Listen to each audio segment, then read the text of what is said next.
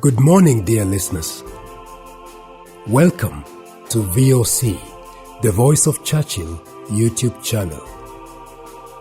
Welcome to our morning devotion. Today, Pst Churchill will be taking us through part 3 of the continuing series on the topic Temptations.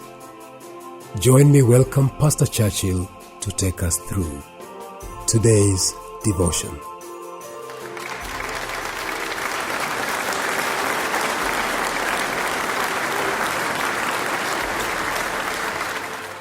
Dear listener, after we looked at what temptation is in part 1 of our teaching on temptations, which we simply defined as the suggestion to do sin, in part 2, we looked at the tempter, who is the serpent, and noted the following about him.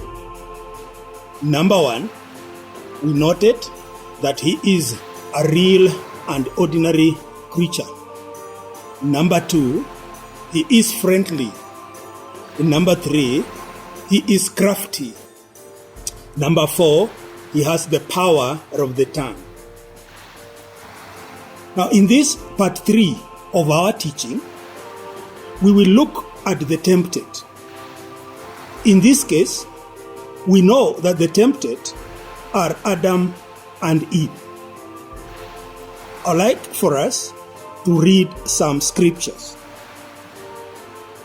In Genesis chapter 3 verse 6, we read, "When the woman saw the fruit of the tree that was good for food and pleasing to the eye, and also desirable for gaining wisdom, she took some and ate it.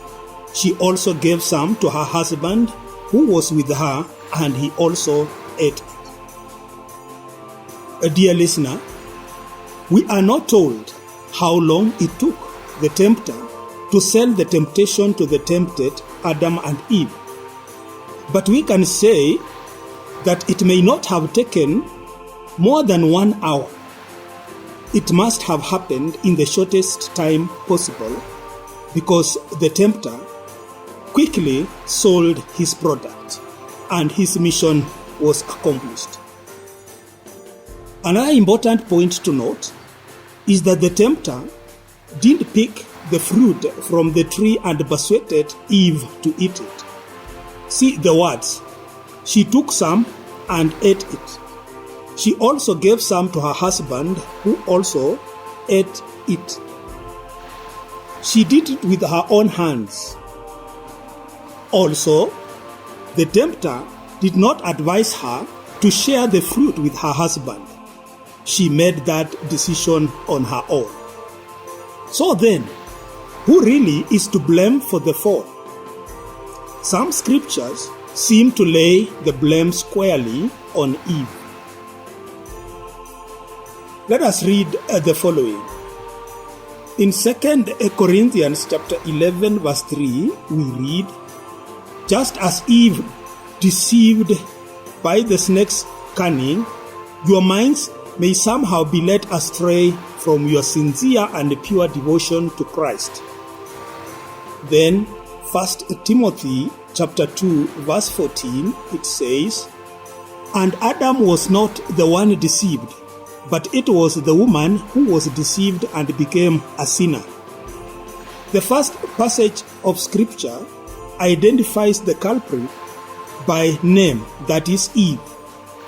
The Genesis passage puts it this way: the woman, and not her name, gave it to her husband, again not his name. Then in 1 Timothy passage, Paul refers to Adam by name. To Eve he also refers to her just as the woman.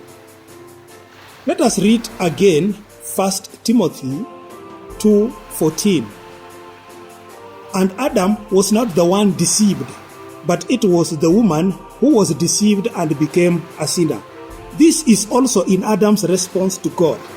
See Genesis chapter 3 verse 11 to 12.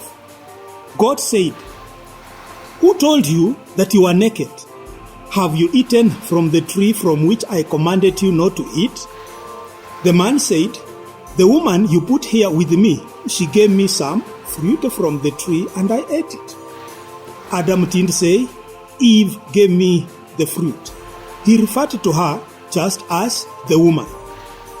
This loss of identity is one day. Then I try to imagine, in the normal circumstances, supposing the serpent was to stand trial with Adam and Eve in the court of law, would he really be found guilty? Wouldn't he argue that I only made suggestion to this woman to try the fruit and see what it makes of her? I didn't even mention to her husband in my communication, which is very true, as we have already explained. Then I come back to my question when we began this series, that if we have a new Garden of Eden just for men only, and another one for women only and strictly with no trespass, will there still be temptations? Or supposing the woman was not created, would the fall still have taken place? Before we answer the question, we need to first look at what options Eve had to avoid falling to the schemes of the tempter. And I suggest the following. Number one, she would have refused to talk to the serpent. Again, take note that the serpent didn't force her into the discussion. She willingly listened to him. Then number two, she would have referred the serpent to Adam.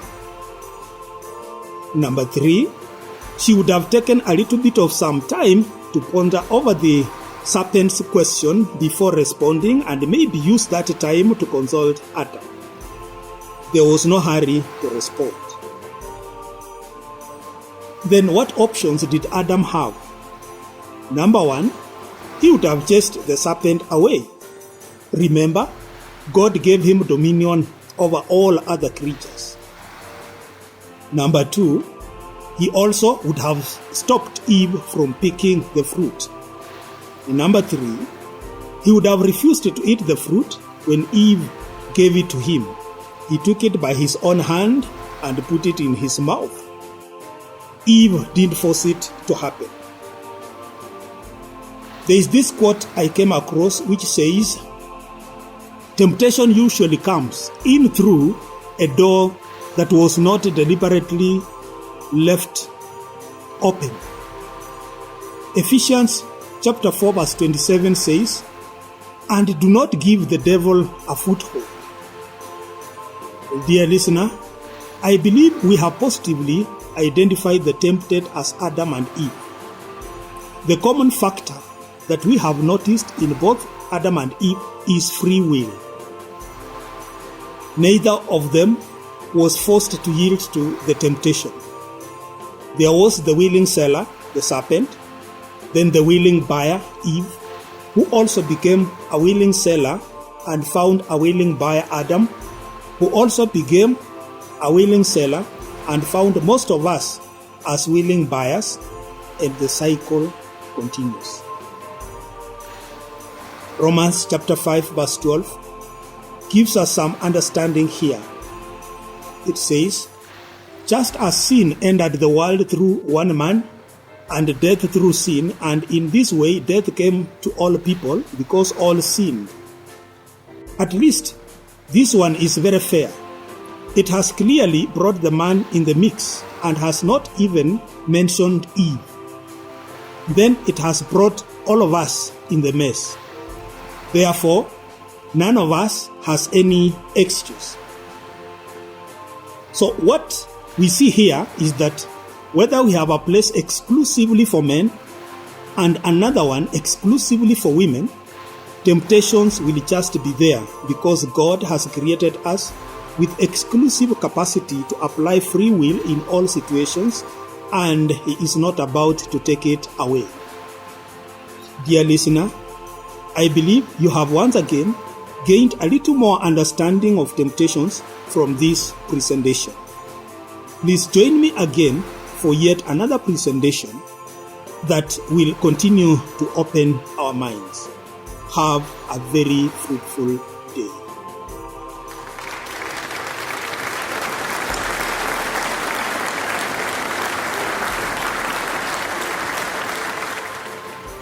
Dear listener, thank you for tuning in. Thank you for subscribing to this channel, and thank you for supporting VOC. We've come to the end of part 3 of our morning devotion today. Tune in again for part 4 in the continuing series. God bless you as you go about your daily routine. Thank you.